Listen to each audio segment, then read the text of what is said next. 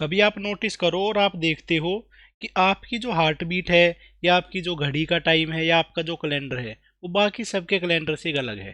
बाकी सबकी आपकी हार्ट बीट भी बाकी सबकी हार्ट बीट से अलग है। तो कितना अजीब सा रहेगा। ओके, किस सिचुएशन में ऐसा हो सकता है, इस चीज़ को ही आज हम समझने वाले हैं।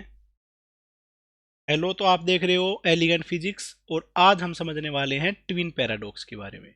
ट्विन पैराडॉक्स एक आइंस्टाइन का प्रिंसिपल था रिलेटिविटी में टाइम डायलेशन को दिखाने के लिए। तो अपने पास में दो पर्सन हैं, दो भाई हैं, एक है राजू एक है गोली। राजू एक नॉर्मल पर्सन है, गोली को घूमने फिरने में थोड़ी सी ज़्यादा रुचि है। तो एक बार क्या होता है, राजू तो अपने घर पे ही रहता है और गोली अपना रॉकेट लेके निकल जाता है स्पेस में घूमने के लिए।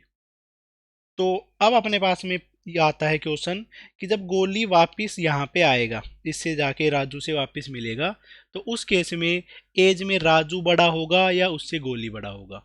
ये अपने लिए क्वेश्चन है, कमेंट बॉक्स में इसका आंसर लिखो। अब इसके बाद में हम स्टार्ट करते हैं।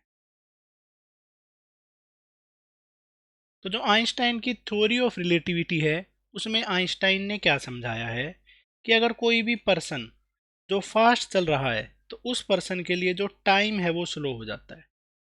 समझो, अगर कोई पर्सन फास्ट चलेगा तो उसके लिए जो वॉच है वो स्लो हो जाएगी, और अगर कोई पर्सन स्लो चलेगा तो उसके लिए जो टाइम है वो फास्ट हो जाएगा, उसके लिए जो वॉच है वो फास्ट हो जाएगी। ये आइंस्टाइन ने समझाया था। तो अब जो ये अपनी प्रॉब्लम है, इस प्रॉब्लम का सॉल्यूशन बताता हूँ। ऐसा मान लेते हैं गोली घूमने के लिए निकला है, बहुत ज़्यादा टाइम के लिए घूमने के लिए निकल गया है, और राजू अर्थ पे ही है। तो राजू जब अर्थ पे ही है तो राजू की जो घड़ी में टाइम होगा या राजू जो टाइम देख रहा होगा कैलेंडर्स में, राजू के लिए वो सब टाइम नॉर्मल ही होगा, क्योंकि ये अर्थ की फ्रेम में है, अर्थ रेस्ट पे है। अर्थ अगर रेस्ट पे है तो इसको जो नॉर्मल सबको टाइम नज़र आ रहा है वैसा ही टाइम नज़र आएगा। अब बात आती है गोली की। गोली क्योंकि रॉकेट में बैठ के फास्ट मूव कर रहा है, पूरे ही रास्ते में ये फास्ट मूव कर रहा है, तो इसके पास में जो घड़ी थी वो सारा का सारा टाइम स्लो हो चुका है, इसके कैलेंडर्स भी स्लो चल रहे हैं। तो ऐसा एक मतलब कि 8 साल बाद में गोली आकर देखता है कि अर्थ पे जो टाइम है वो तो 10 साल बीत चुके हैं। मतलब कि जो राजू है उसकी एज हो चुकी है 10 साल, और जो गोली है उसकी एज हो चुकी है 8 साल। तो उसकी एज सिर्फ 8 साल बढ़ी है, उसकी एज 10 साल बढ़ चुकी है। तो जब गोली वापिस आके देखता है कि राजू की एज उससे ज़्यादा है, गोली की एज उससे कम है। तो यही था अपने पास में आइंस्टाइन का प्रिंसिपल ऑफ टाइम डायलेशन। आपने इस चीज़ को सिर्फ 3 मिनट में समझ लिया है।